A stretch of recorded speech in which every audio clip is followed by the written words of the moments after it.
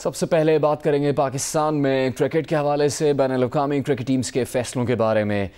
کوئی security threat نہیں تھا۔ نیوزی لینڈ اور انگلینڈ کی کرکٹ ٹیمز اس لیے پاکستان نہیں آئیں کہ پاکستان نے امریکہ کو فوجی اڈے دینے سے انکار کیا تھا۔ وفاقی وزیر اطلاعات فواد چودھری کا کہنا ہے کہ ایبسولوٹلی ناٹ کہیں گے تو اس کی قیمت تو چکانا پڑے گی۔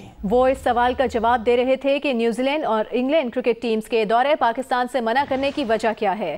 وزیر اعظم عمران خان نے کچھ دنوں پہلے ایک انٹرویو میں امریکہ کو فوجی اڈے دینے کے سوال پر کہا تھا، بالکل نہیں، ایبسولوٹلی ناٹ۔ فواد چودھری نے ٹیموں کے نہ آنے کی اہم تفصیلات سے قوم کو جلد آگاہ کرنے کا اعلان کیا۔ Chairman P C B Ramiz Raja کا کہنا ہے کہ بدقسمتی سے مغربی ملک اکٹھے ہو جاتے ہیں، ایک دوسرے کو بیک کرتے ہیں۔ پاکستان نے اچانک دورہ ملتوی کرنے پر نیوزی لینڈ سے باضابطہ احتجاج کیا ہے اور مراسلہ لکھ کر دورہ ملتوی کرنے کی وجہ پوچھی ہے۔ انگلش کرکٹ بورڈ کو سابق انگلش کپتان مائک ایتھرٹن نے احسان فراموش اور برطانوی صحافی پیٹر اوبورن نے بیکار اور بزدل قرار دے دیا۔ پاکستان کا دورہ کرنے سے انکار پر انگلینڈ کرکٹ بورڈ کو اپنے سابق کھلاڑیوں اور صحافیوں کی کڑی تنقید کا سامنا ہے۔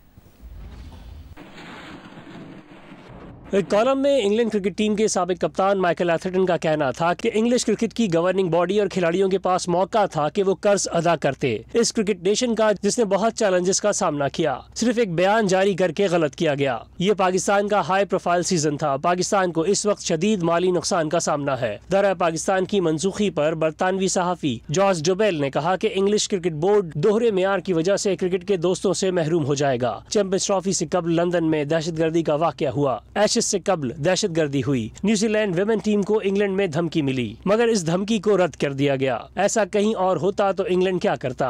اگر لندن میں زندگی جاری رہ سکتی ہے تو لاہور میں کیوں نہیں؟ ایک اور برطانوی صحافی پیٹر اوبورن کا کہنا تھا کہ دورہ پاکستان منسوخ کرنا ای سی بی کا بزدلانہ فیصلہ ہے۔ پیٹر اوبورن نے کہا کہ ایسا دکھائی دیتا ہے کہ English cricket board player power سے گھبراتا ہے۔ Army chief general Qamar Javed Bajwa نے کہا کہ پاکستان کھیل، سیاحت اور کاروبار کے لیے محفوظ ملک ہے۔ پاکستان بین الاقوامی شراکت داروں کے ساتھ خطے میں امن کے لیے پرعزم ہے۔ آرمی چیف نے یہ بات ملاقات کے لیے آئے یونان کے سفیر سے گفتگو کرتے ہوئے کہی۔ آئی ایس پی آر کے مطابق ملاقات میں علاقائی سیکیورٹی، افغانستان کی صورتحال اور مختلف شعبوں میں تعاون پر تبادلہ خیال کیا گیا۔ آرمی چیف نے کہا کہ پاکستان افغان عوام کو مستحکم اور خوشحال مستقبل کو یقینی بنانے کے لیے پرعزم ہے، مشترکہ مفاد کے تمام شعبوں میں دو طرفہ تبادلے کی حوصلہ افزائی کرتے ہیں۔ یونانی سفیر نے افغان صورتحال پر پاکستان کے کردار اور کامیاب انخلا کے لیے کیے گئے آپریشن پر پاکستان کی کوششوں کی تعریف کی۔ یونانی سفیر نے پاکستان کے افغانستان سے کامیاب انخلا کے آپریشن اور علاقائی استحکام کے لیے کوششوں کو سراہا۔ قومی اسمبلی کے اجلاس میں شہباز شریف اور شیریں مزاری کے درمیان تلخ جملوں کا تبادلہ ہوا۔ شہباز شریف نے کہا کہ کہاں گئی 1 کروڑ نوکریاں، لوگ آج بھیک مانگنے پر مجبور ہیں۔ اس پر شیریں مزاری نے پوچھا کہ آپ تو کہتے تھے کہ پیٹ پھاڑ کر پیسے لائیں گے، کدھر ہیں وہ پیسے؟ ان کا بھائی اربوں روپے لوٹ کر فرار ہو گیا۔ شیریں مزاری کو شہباز شریف نے جواب دیا کہ اتفاق فاؤنڈری کی زمین اور مشینری بیچ کر بینکوں کے پیسے واپس کیے۔ نیب نے اسلام آباد ہائی کورٹ میں اپیل کی ہے کہ نواز شریف کو سزا کم ملی بڑھائی جائے۔ کہا کہ العزیزیہ ریفرنس میں نواز شریف کو ملی 7 سال قید کی سزا میں اضافہ ہونا چاہیے۔ عدالت نے پوچھا نواز شریف تو موجود نہیں، اپیل آگے کیسے چلے گی؟ نیب نے کہا کہ اپیل نواز شریف کی غیر حاضری میں ہی سن لی جائے، وہ بتائیں گے کہ کیس کیسے آگے بڑھانا ہے۔ عدالت نے کہا خلاصہ پیش کیا جائے کہ کیس کیسے آگے چلے گا۔ سماعت 3 نومبر تک ملتوی کر دی گئی۔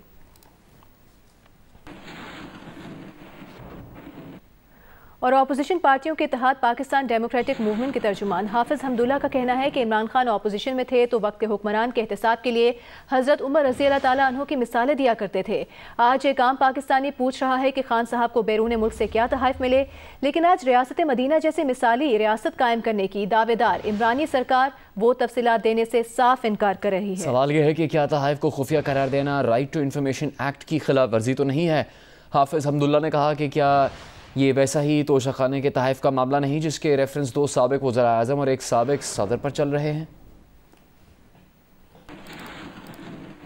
وزیر خارجہ شاہ محمود قریشی کا کہنا ہے کہ پاک امریکہ تعلقات کو جس حوالے سے جانا جاتا تھا، پاکستان اس سابقہ روش سے باہر نکلنے کا خواہاں ہے۔ نیو یارک میں اقوام متحدہ جنرل اسمبلی کے 76ویں اجلاس کے موقع پر کونسل آن فارن ریلیشنز سے خطاب کرتے ہوئے انہوں نے کہا کہ پاکستان اور امریکہ نے مل کر دہشت گردی کے خلاف جنگ لڑی ہے۔ پاکستان افغان جنگ کے خاتمے پر امریکہ کے ساتھ وسیع البنیاد تعلقات کا خواہاں ہے۔ عالمی برادری افغانستان کو تنہا چھوڑنے کی غلطی نہ دہرائے بلکہ ممکنہ انسانی بحران سے نمٹنے کے لیے افغان عوام کی فوری مدد یقینی بنائے۔ قومی احتساب بیورو نے سابق وزیر اعظم نواز شریف کی جائیدادیں فلفور فروخت کرنے کا حکم دے دیا۔ اس سلسلے میں متعلقہ ڈپٹی کمشنرز کو مراسلے جاری کر دیے گئے ہیں۔ نیب کی جانب سے جاری مراسلے میں کہا گیا ہے کہ ایمن فیلڈ اپارٹمنٹس کیس میں سابق وزیر اعظم نواز شریف سے 8 ملین پاؤنڈ کی برآمدگی کے لیے کارروائی کا آغاز کر دیا ہے۔ اس کیس میں نواز شریف کو 10 سال قید اور 8 ملین پاؤنڈ جرمانہ کی سزا سنائی گئی تھی۔ شریک ملزمان مریم نواز کو 7 سال قید، 2 ملین پاؤنڈ جرمانہ اور کیپٹن ریٹائرڈ محمد صفدر کو 1 سال قید کی سزا سنائی گئی تھی۔ نواز شریف پر عائد جرمانے کی رقم کی موجودہ قدر 1 ارب 85 کروڑ روپے کے برابر ہے۔ مراسلے میں کہا گیا ہے کہ ڈپٹی کمشنرز کو نواز شریف کی قابل فروخت جائیدادوں کی تمام تفصیلات سے آگاہ کر دیا گیا ہے۔ نواز شریف کے نام موجود جائیدادوں میں موضع مانک میں 940 کنال زرعی اراضی، موضع بدو کی ساحنی 299 کنال، موضع مل 103 کنال اور موضع سلطان میں 312 کنال اراضی شامل ہیں، اور اپر مال لاہور میں قیمتی رہائشی بنگلہ نمبر 135 بھی برائے فروخت پراپرٹی میں شامل ہے۔ مسلم لیگ نون کی ترجمان مریم اورنگزیب نے کہا ہے کہ نیب کی نواز شریف کے خلاف پریس ریلیز غیر قانونی ہے۔ قومی احتساب بیورو، جس کو نیب کہتے ہیں، نیشنل اکاؤنٹیبلٹی بیورو، وہ عمران خان صاحب کے سیاسی ایجنڈے کا اعلیٰ کار بنا ہوا ہے اور چیئرمین نیب ان کی غلامی کر رہے ہیں۔ یہ پریس ریلیز نہیں، یہ چیئرمین نیب کی ایکسٹینشن کی درخواست ہے۔ نیب کو کس قانون کے تحت یہ حق ہے کہ وہ اس طرح کے میڈیا ٹرائلز کے لیے پریس ریلیزز ایشو کرے؟ صدر آزاد کشمیر بیرسٹر سلطان محمود نے لاہور میں اسپیکر پنجاب اسمبلی چودھری پرویز الہی سے ملاقات کی۔ اس موقع پر پرویز الہی نے کہا کہ پاکستان مسئلہ کشمیر کے منصفانہ حل کے لیے کوشاں ہے۔ بیرسٹر سلطان محمود نے کہا کہ کشمیری عوام بھارت کے پنجہ استبداد سے نجات حاصل کرنے کے لیے قربانیاں دے رہے ہیں۔ امیر جماعت اسلامی سراج الحق نے مہنگائی اور بے روزگاری کے خلاف 24 ستمبر کو ملک گیر احتجاج کی کال دے دی ہے۔ لاہور سے جاری بیان میں سراج الحق نے کہا کہ حکومت گیس کی قیمتوں میں 30 سے 40% اضافہ کرنے جا رہی ہے۔ دواؤں کی قیمتوں میں 3 برسوں میں 13 بار، جبکہ اشیاء خورونوش کی قیمتوں میں 100 سے 300% اضافہ ہوا۔ مہنگائی کے خلاف 24 ستمبر کو عوام دشمن پالیسیز کے خلاف ملک بھر میں مظاہرے ہوں گے۔ وزیر اعظم عمران خان کا کہنا ہے کہ افغانستان میں لڑکیوں کو اسکول جانے سے روکنا غیر اسلامی ہوگا۔ برطانوی نشریاتی ادارے کو انٹرویو میں انہوں نے کہا کہ افغانستان کی خواتین مضبوط ہیں، دنیا انہیں وقت دے وہ خود اپنے حقوق لے لیں گی۔ یہ حقوق لینے میں انہیں 1، 2 یا 3 سال لگ سکتے ہیں۔ وزیر اعظم کے معاون خصوصی تابش گوہر نے تقریباً 1 سال بعد ہی استعفیٰ دے دیا۔ ان کے استعفے کی کیا وجوہات ہیں، اندرونی کہانی بتا رہے ہیں اسلام آباد سے سیف الرحمان۔ ذرائع کے مطابق وزیر اعظم کے معاون خصوصی تابش گوہر کو پیٹرولیم کی وزارت میں کسی دوسری وزارت کے وزیر کا عمل دخل قطعاً پسند نہیں تھا۔ کابینہ کی توانائی کمیٹی میں LNG ٹرمینل کے FSRU کی مرمت کے معاملے پر ان کی سمندری امور کے وزیر علی زیدی کے ساتھ انبن ہو گئی اور پھر اختلافات بڑھتے گئے۔ ذرائع کے مطابق تابش گوہر کو وفاقی وزیر توانائی کی بھی کھل کر حمایت حاصل نہ تھی اور پاور شیئرنگ کے مسائل تھے۔ ذرائع کے مطابق Tabish Gohar Pakistan steam gas pipeline روس کی بجائے مقامی کمپنیوں سے تعمیر کرانا چاہتے تھے، مگر ان کی تجویز سنی انسنی کر دی گئی۔ ذرائع کے مطابق تابش گوہر کے الیکٹرک کے ساتھ بجلی خریداری کے نئے معاہدے سے قبل اسے کوئی رعایت دیے بغیر مکمل وصولیاں کرنے کے حامی تھے۔ ذرائع کے مطابق تابش گوہر کو معلوم ہو چکا تھا کہ انہیں دیوار سے لگا دیا گیا ہے۔ پاور اور پیٹرولیم ڈویژنز کی فیصلہ سازی میں ان کا کردار محض رسمی رہ گیا ہے، اس لیے انہوں نے استعفیٰ دے دیا۔ سیف الرحمان، جیو نیوز، اسلام آباد۔ PCB کے چیئرمین رمیز راجہ نے کہا ہے کہ اب نیوزی لینڈ اور انگلینڈ کے بعد آسٹریلیا بھی دورہ ختم کرنے کے لیے پر تول رہا ہے۔ جیو نیوز کے پروگرام نیا پاکستان میں گفتگو کرتے ہوئے انہوں نے کہا کہ برطانوی ہائی کمشنر کہہ چکے ہیں کہ انہوں نے دورہ پاکستان کے لیے گرین سگنل دے دیا تھا۔ اب پاکستان کرکٹ بورڈ کسی کے پیچھے نہیں بھاگے گا۔ سمپل سی بات ہے، یہ ویسٹرن مائنڈ سیٹ ہے، یہ ویسٹرن بلاک ہے۔ ابھی آسٹریلیا بھی جو ہے وہ پر تول رہے ہیں، سو یہ ایکسپیکٹڈ تھا۔ ایک دفعہ جب یہ اس طرح کی سچویشن ڈیولپ ہوتی ہے تو یہ ایک دوسرے کو بیک کرنا شروع کر دیتے ہیں۔ برٹش ہائی کمشنر ہے، ان کا بھی سٹانس بڑا اچھا تھا۔ وہ کہہ رہے آبویسلی وہ کہہ رہے ہیں انڈیپینڈنٹ باڈی ہے، مگر کہہ رہے ہیں ہماری طرف سے سگنل ہے، گرین سگنل ہے، گو ہیڈ۔ सो उन्होंने तो बिल्कुल कहा, वो जो आप बात कर रहे हैं कि ट्रैवल एडवाइजरी बदली नहीं है, और बिटवीन द लाइंस एग्री कर रहे थे कि ये जो थ्रेट परसेप्शन था जो न्यूजीलैंड का, वो ये भी उनके ख्याल में कि उनका जो थ्रेश होल्ड है ऐसे मामलात में न्यूजीलैंड का वो 10% है कंपेयर टू बाकी कंट्रीज़ के, क्योंकि वो पॉलिटिकली तो कहीं इन्वॉल्व है नहीं न्यूजीलैंड वाले। सो वो उन्होंने देखा 5% भी कोई चीज़ ऐसी हुई है, उन्होंने दौड़ लगा दी।